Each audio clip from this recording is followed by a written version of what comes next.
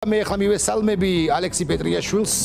რომელიც ჩემი სტუმარია, დღეს პირველი სტუმარი, მოგესალმებით ბატონო ალექსი, პირველ ყოვლისა. მოგესალმებით, მადლობა. პირველ ყოვლისა მე მინდა გკითხოთ უვიზო რეჟიმთან დაკავშირებით, რამდენად მაღალია ალბათობა იმისა, რომ ჩვენ ევროპული საბჭო მართლაც შეგვიჩერებს, ეს უნდა ვიხმარო იზოლებული ვარ უვიზო რეჟიმს. მოგესალმებით კიდევ ერთხელ ირაკლი, დიდი მადლობა მოწვევისთვის, მივესალმებით თქვენს მაყურებელს. სამწუხაროდ, ჩემ და სამწუხაროდ და ჩვენ და სამწუხაროდ, ნამდვილად ეს საფრთხე რეალურად საშიშროება იზრდება დღითი დღე გამომდინარე იქიდან, ეს აუცილებლად ასე ამ კონტექსტში უნდა ითქვას. რომ გამომდინარე იქიდან თუ რა გადაწყვეტილებებს იღებს და რა ნაბიჯებსაც დგავს ივანიშვილის რეჟიმი. ეს გახდება რეალობა, სამწუხარო რეალობა. ანუ ეს ევროპული საბჭო არ დაგვინდოს. არ ვცდილ მე შემიძლია გითხრათ ირაკლი, რომ მთელი პასუხისგებლობით, რომ ამ დრომდეც ბევრჯერ შეიძლებოდა ეს გადაწყვეტილებები მიღებული ყოფილიყო, იმიტომ რომ საკმაოდ ბევრი გადახვევა, დარღვევა და იგნორირება, ძალიან რბილი სიტყვა იქნება, არის ივანიშვილის რეჟიმის მხრიდან იმ შეთანხმებების, იმ სტანდარტების, იმ სავალდებულო რეგულაციების მიმართ, რომელიც სავალდებულებს საქართველოს რომ შეინარჩუნოს და ახორციელოს უვიზო რეჟიმის მიმოსვლის თაობაზე გადაწყვეტილების მიღების შემდეგ. ყველაფერი რაც გააკეთა ივანიშვილის რეჟიმმა, გააკეთა სრულიად საპირისპირო და აკეთებს ვინდა აუცილებლად ვისარგებლო ამ თქვენი გადაცემით და ამ შემთხვევით და ჩემი სრული მხარდაჭერა და სოლიდარობა გამოუცხადო კოლეგებს, მეგობრებს, არასამთავრობო ორგანიზაციებს, რომელიც ანგარიშებიც დააყადაღეს იმისთვის, რომ ისინი ეხმარებოდნენ ჩვენი ქვეყნის მოქალაქეებს, თავი დაეცვათ გაზის მოწამვლისგან და თავდასხმისგან. კი, ადამიანის უფლებათა დამცველ ორგანიზაციებს პრაქტიკულად ედავებიან სამშობლოს ღალატში. ხო, რაც აბსოლუტურად აბსურდია ერთის მხრივ, მაგრამ ეს არის ძალიან გააზრებულად სწორად აღნიშნეს ამ ორგანიზაციების წარმომადგენლებმა, როდესაც რამდენიმე დღე რჩება ეგრეთ წოდებულ ვადამდე 31 აგვისტომდე, რომ საქართველოს ივანიშვილის რეჟიმს უნდა შეეცვალა კურსი და დაბრუნებულიყო ევროპული ინტეგრაციის კურსზე, ცხადი იყო, რომ არაფერს არ გააკეთებდა, ბუნებრივია. ივანიშვილი დიახ დემონსტრირებას აკეთებს, რომ ფსონებს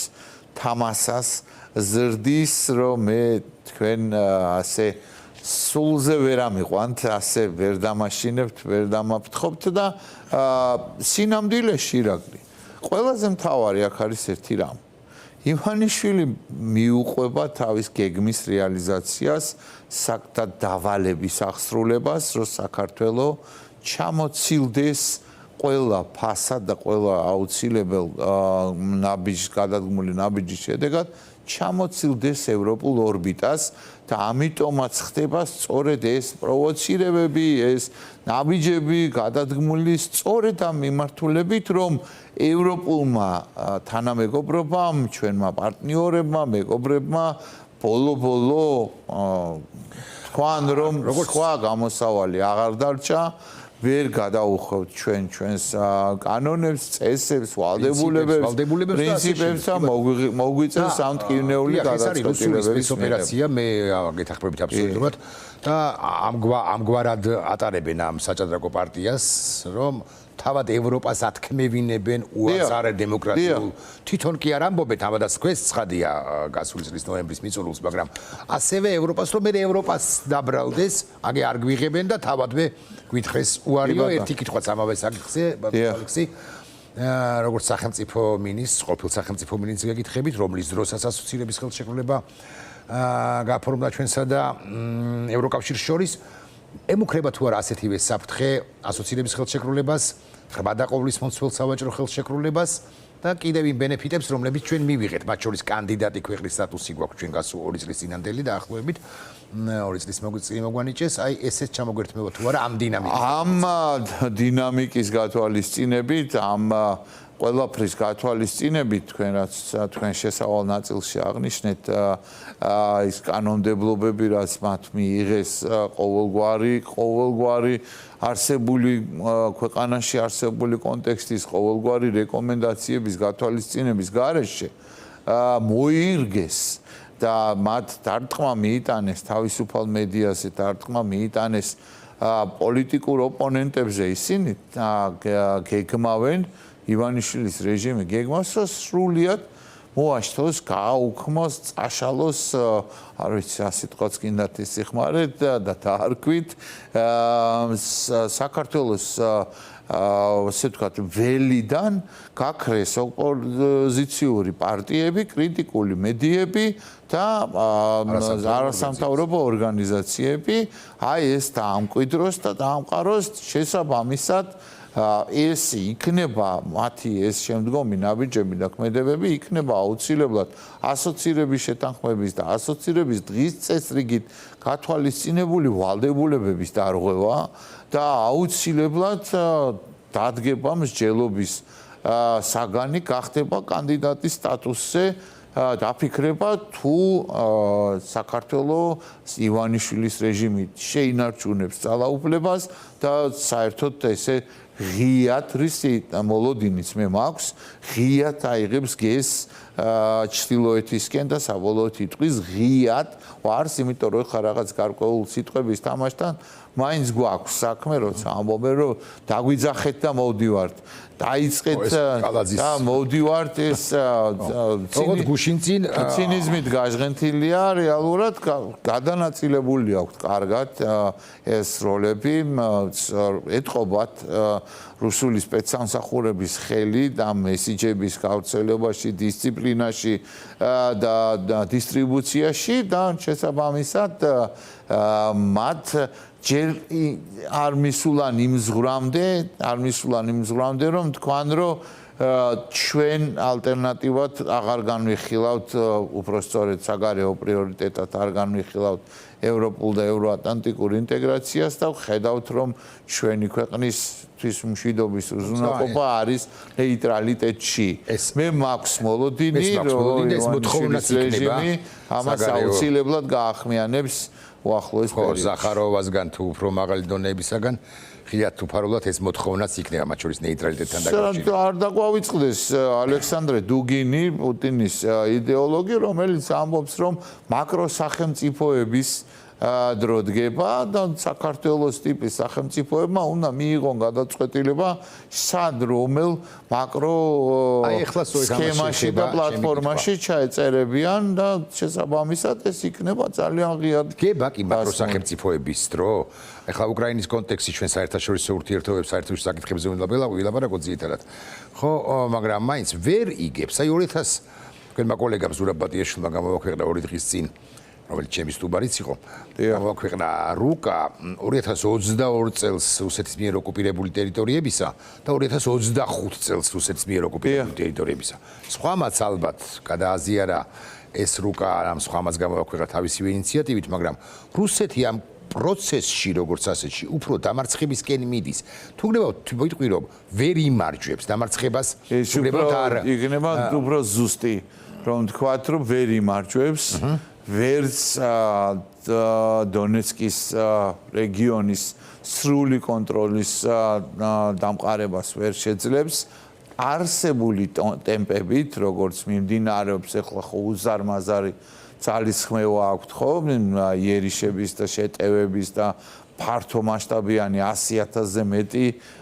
სამხედრო ყავთ მობილიზებული რომ დონეცკში რაც შეიძლება მეტ ტერიტორიას დაეუფლონ ხო? ოღონდ ვიწევენ ნაბიჯნახევრით წინ ეხა ვუტრირებთ მაგრამ მაინც იგი ასე არის ზუსტად ძალიან გავლენიანი საერთაშორისო სამხედრო ექსპერტების და ანგარიშებით ასეთი ტემპებით სვლის შემთხვევაში 4 წელიწადი დაჭირდება ხოლო დონეცკის იმ 30%-ის. იმ 30%-ის ოკუპირებას, ხოლო სრულიად უკრაინის ოკუპაციას 84 წელი დაჭირდება დიახ გამოვიცანეთ. ხო და აი შესაბამისად როდის არ ვეთანხმები ბუნებრივია არც ამაში არ ვეთანხმები დუგინს ცხადია იმიტომ რომ არ არის ასე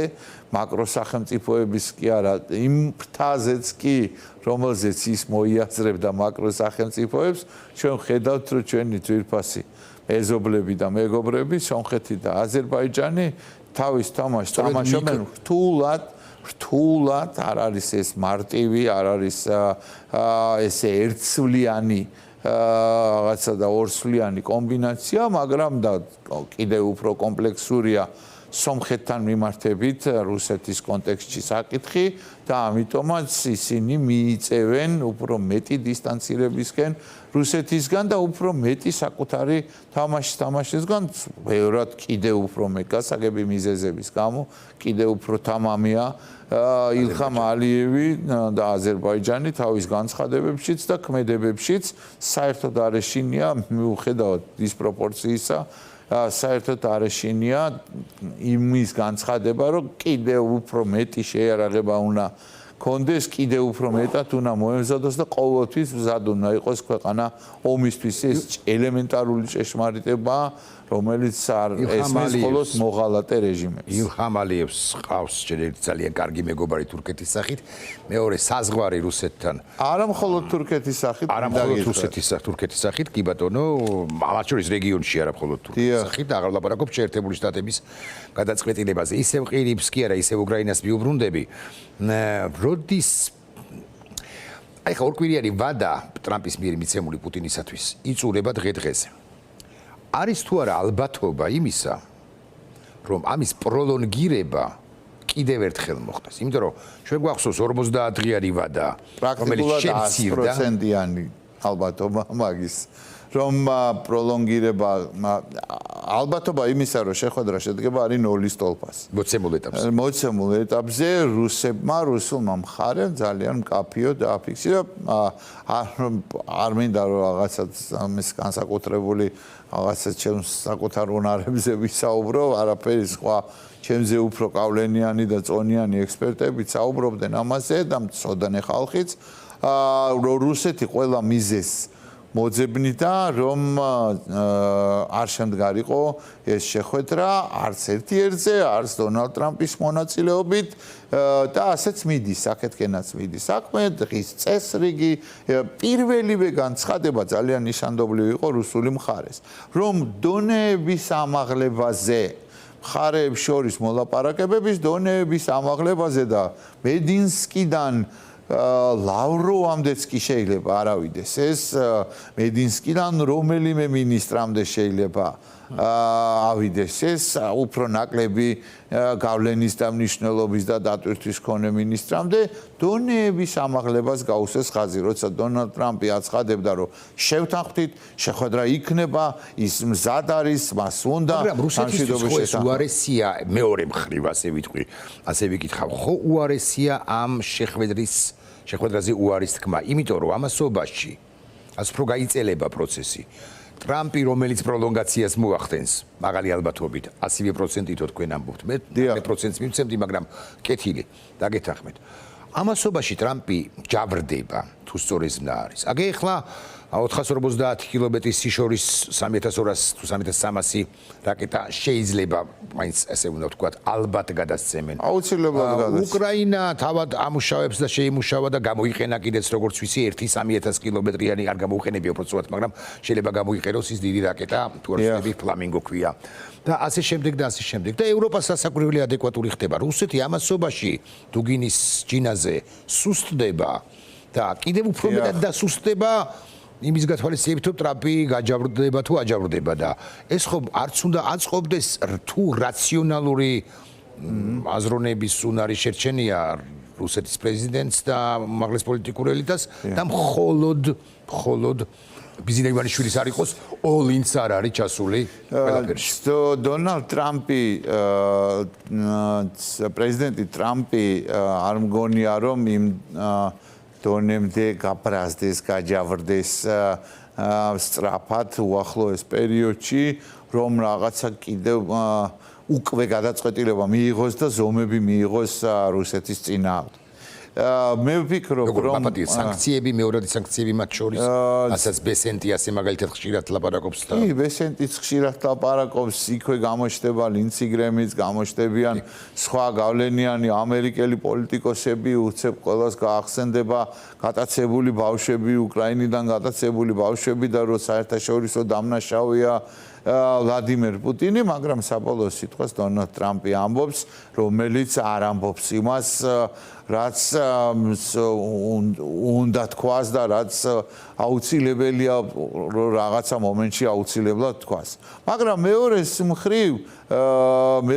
მხრივ ის არ იხევს უკან რეალურად შეერაღების მიყიდვისგან და ძალიანაც კმაყოფილია რომ მექანიზმი შემუშავებულია ნატოს გავლით უკრაინისთვის ამერიკული შეერაღების მიწოდებაზე და ფულს იხდიან ევროპელი და სხვა საერთაშორისო პარტნიორები, ევროკავშირი, ევროპული კავშირი და სხვა საერთაშორისო პარტნიორები, რაც ძალიან კარგია დონალდ ტრამპი ესეთი მოგება სიტუაციაში რჩება, ის მოქალაქეებს ეუბნება რომ ჩვენ არ ვხარჯავთ ფულს, პირიქით ვიღებთ შემოსავალს და ჩვენი ქარხნები მუშაობს. ასე რომ სადაზვერო ინფორმაციების მიწოდება, შეიარაღების მიწოდება და აი ეს ტივტივი, ეს პოლიტიკური, ესე ვთქვათ, იქითაც, აქეთაც, ცოტა იქით გაბრაზებაც, ცოტა აქეთ გაბრაზებაც, ფიქრობ, რომ გაგრძელდება. საკმაოდ რთულია უკრაინელებისთვის, მათ ბუნებრივია, მნიშვნელოვანი იქნება და საჭიროა, რომ ამერიკის შეერთებულმა შტატებმა ითამაშოს ეს გადამწყვეტი და წამყვანი როლი რუსეთის დასუსტება კაპიტულაციამდე მიყვანაში მის გარეშე არაფრით არ გამოვა ეს ევროკავშირის სანქციებმა თავისი ფუნქცია შეასრულა ბუნებრივია, მაგრამ ამერიკის შეერთებული შტატების პრეზიდენტის და ამერიკის შეერთებული შტატების ადმინისტრაციის გადაწყვეტილებაზე იქნება ძალიან ბევრი რამ დამოკიდებული, რამდენად შეუმცირდება კიდე რუსეთს შემოსავლები, ვინ აიღებს ხელს რუსეთთან ურთიერთობაზე და სად მიაყენებს კიდევ დარტყმას იგივე სვიფტებიდან კიდე დამატებითი ბანკების გათიშვით, ჩtildeოვანი ფლოტის თვის